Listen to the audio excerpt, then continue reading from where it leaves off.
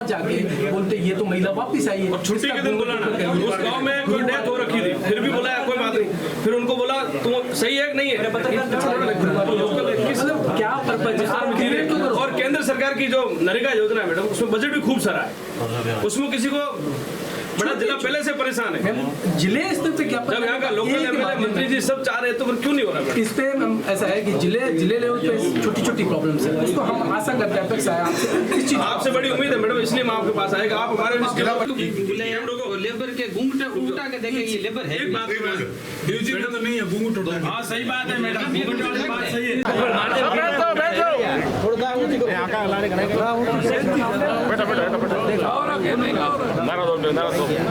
सरपंच एक तो जिंदाबाद जिंदाबाद जिंदाबाद सरपंच एक तो जिंदाबाद हमारी एक तो जिंदाबाद हमारी एक तो जिंदाबाद हम सब एक है, हम सब एक है, हम सब एक है, हम सब एक है। किसी में हो ही नहीं रही। एक एक साल हो गया पहले पड़ी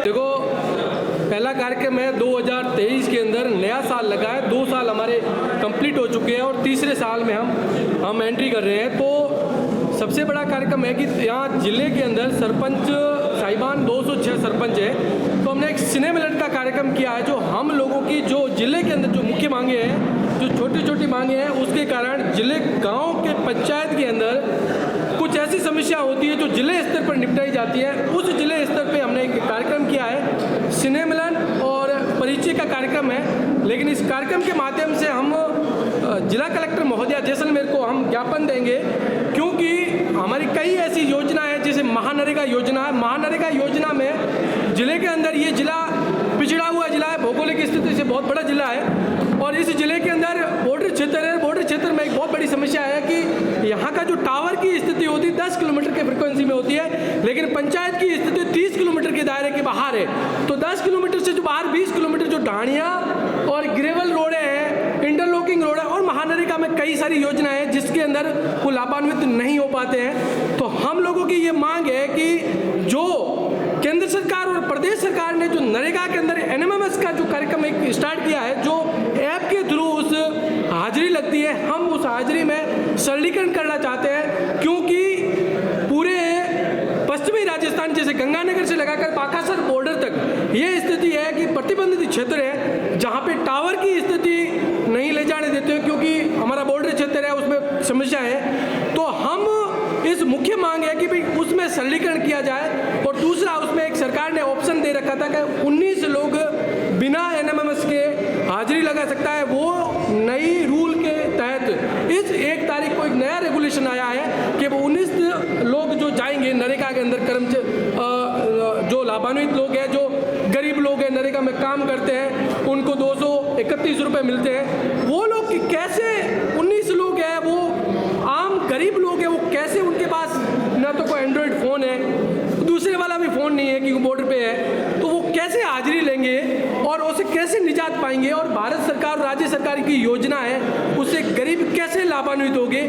इस बाबत हम आज कलेक्टर महोदया को ज्ञापन देंगे। बिल्कुल बिल्कुल, आपका सवाल जायज़ है, क्योंकि इस क्षेत्र के अंदर ये जैसलमेर जिला लगभग 206 देश जीता है। जैसे केरला क्षेत्र है, केरल एक स्टेट जितना जैसलमेर जिला भौगोलिक स्थिति में इतना बड़ा जिला है। तो यहाँ पे पानी की भी समस्याएं हैं, यहाँ पे बिजली की भी समस्याएं हैं, लेकिन जो सरकार की योजना है वो कैसे क्रियान्वयन, गाँव के अंदर कैसे काम करे, उसमें जो बड़ी बड़ी अड़चने आ रही है, उसके अंदर एक आज कार्यक्रम हुआ है। वो कार्यक्रम, उसका समाधान प्रशासन स्तर पे कैसे हो सकता है, राजनीतिक स्तर पे कैसे हो सकता है, वो कार्यक्रम आज हम ज्ञापन के थ्रू आज कलेक्टर महोदया को, भारत सरकार और राज्य सरकार को हम मार्फत आज ज्ञापन देंगे, सभी सरपंच साहिबान मिलकर। मांगे पूरी हो जाती तब तो ठीक है, नहीं होती तो क्या करेंगे? देखो, मांगे नहीं मानी जाती है तो लोकतंत्र में सबसे बड़ी खूबसूरती होती है कि उसको आंदोलन किया जाता है, आंदोलन के मार्फत खूब सारी समस्याओं का समाधान होता है। अगर मांगे नहीं मानी गई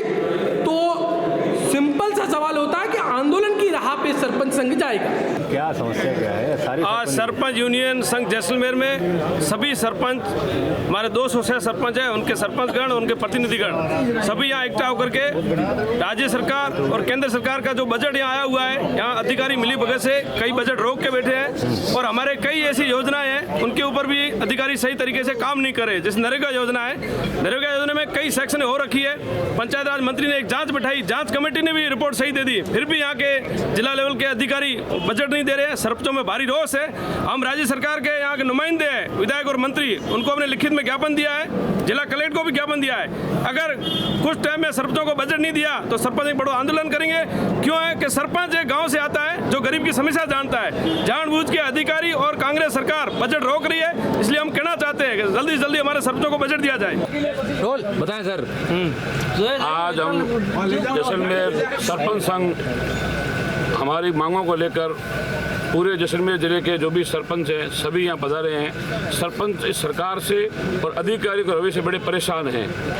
हमारी ग्राम पंचायतों में नरेगा के जो कार्य हो रहे हैं उसके अंदर अधिकारी सरपंचों को परेशान कर रहे हैं, कार्य स्वीकृत टाइम पर नहीं हो रहे और लेबर को पूरा काम नहीं मिल रहा है और सीईओ साहब का रवैया बहुत ही ज़्यादा खराब है। पूरे सरपंचों में आक्रोश है और पूरा सरपंच संघ ये चाह रहा है कि सीईओ साहब को यहाँ जल्दी से विदाई दी जाए और अगर ऐसा नहीं होता है तो सारे सरपंच गण एक होकर कोई बड़ा आंदोलन करेंगे, हम धरना प्रदर्शन करेंगे और जरूरत पड़ी तो हम लोग भूख हड़ताल भी करेंगे। क्या समस्या आ रही है आपको लग रहा है ग्राम पंचायत में? बताएं। सीईओ साहब बाहर से आए हुए हैं और सीईओ साहब पता नहीं कौन से फील्ड से सरपंचों का फीडबैक ले रहे हैं। वो सारे सरपंच जो भी जिस ग्राम पंचायत के भी हैं उनको इस कह रहे हैं कि आपकी कार्यशैली सही नहीं है, आपका काम सही नहीं है। वो तो जैसे एक पिक्चर बनी थी अनिल कपूर की, उस तरीके का शासन कर रहे हैं। या लॉटरी निकालते हैं, लॉटरी में पर्ची निकालते हैं, बिना बताए ग्राम पंचायत में आ जाते हैं। तो सरपंच का सहयोग लें, आप काम चेक करें, हम साहस 2 कदम सामने आकर उनके साथ चलेंगे। नरेगा के काम उनसे स्वीकृत होते नहीं है, फाइलें पेंडिंग पड़ी हुई 6 महीने से नरेगा की योजना बड़ी बड़ी लेके आ जाते हैं, नरेगा के अंदर ये काम करो वो काम करो, लेकिन जब फाइलें हम भेजते हैं तो फाइलें होके नहीं आ रही है। अब जब 200 सरपंचों में से 10-20 की निकल गई उससे क्या हुआ? तो आप क्या चाहते हैं उनको हटाया जाए? इसी डिमांड के साथ आया हम तो चाहते हैं जिले के अधिकारी ऐसे हो कि तुरंत काम करे, सही काम करे, जनता की सेवा करना वो भी चाहते हैं, हम भी चाहते हैं। और सबसे अहम कड़ी जो है वो सरपंच है। अगर ग्रामीण का और गाँव में पिछली पंक्ति में बैठे व्यक्ति का विकास करना चाहते हैं तो वो सरपंच के माध्यम से ही विकास होगा। नरेगा में महिलाओं के घूंघट उठा जैसे और एक बड़ी घटना, बड़ा मैटर हुआ, सीईओ साहब कहीं गए पंचायत में कोटड़ी में, तो महिला वहाँ लेबर में काम कर रही श्रमिक थी तो उनकी हाजिरी हो गई।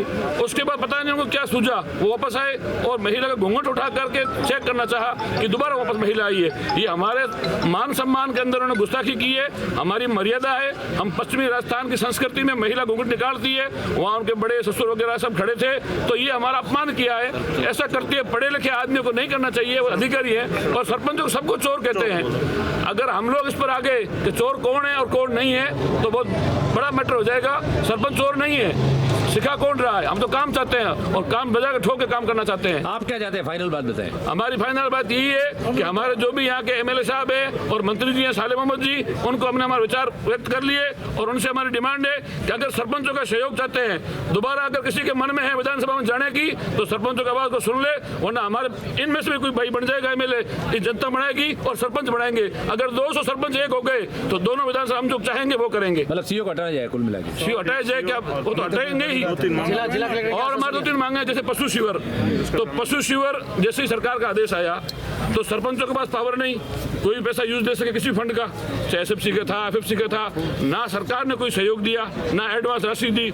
सभी सरपंचों को वीडियो साहब पाबंद करते हैं, एसडीएम साहब पाबंद करते हैं, जल्दी करो जल्दी करो जल्दी करो। तो हम लोगों ने अपनी कमाई में पैसे थे नहीं, क्योंकि काम तो कुछ हो ही नहीं रहे, किस्तें आ नहीं रही एसएफसी एफएफसी की। फिर भी बाजार से 150 से पैसे लेकर हमने शिविर खोले, गौ माता की सेवा की, उनको चारा दिया। शिविर जो छोटी पंचायतें थी, जैसे मेरी पंचायत 1900 मतदाता है वहाँ पर, तो पशु शिविर में 1000 की संख्या थी तो 50% शिविर स्वीकृत करते हैं और गायें थी 700-800, तो जो पशु शिविर स्वीकृत थे उससे ज़्यादा संख्या में हमने गायों को चारा खिलाया। उसके बाद जो हमारा बिल बना है, अब आज 6 महीने हो गए, कोई हमारा ध्यान नहीं दे रहा है। अब बाजार से पैसे लेके आए हुए हैं, ब्याज चल रहा है ऊपर में, और ये गहरी नींद सो रहे हैं वैसे अपने कितना छोटे कितना कितना पैसा होगा ओवरऑल आप 42 करोड़ रुपए समथिंग बता रहे हैं। जो बड़े गांव थे जहाँ ज़्यादा पशु की संख्या गणना में है, अब जनगणना भी 2011 की है। मजे की बात देखो, जनगणना जनता की भी और पशुओं की भी 2011 की चल रही है, और चारा हम आज के टाइम में खिला रहे हैं 11 साल बाद का, उससे डबल जनसंख्या होगी। ठीक है, ओके।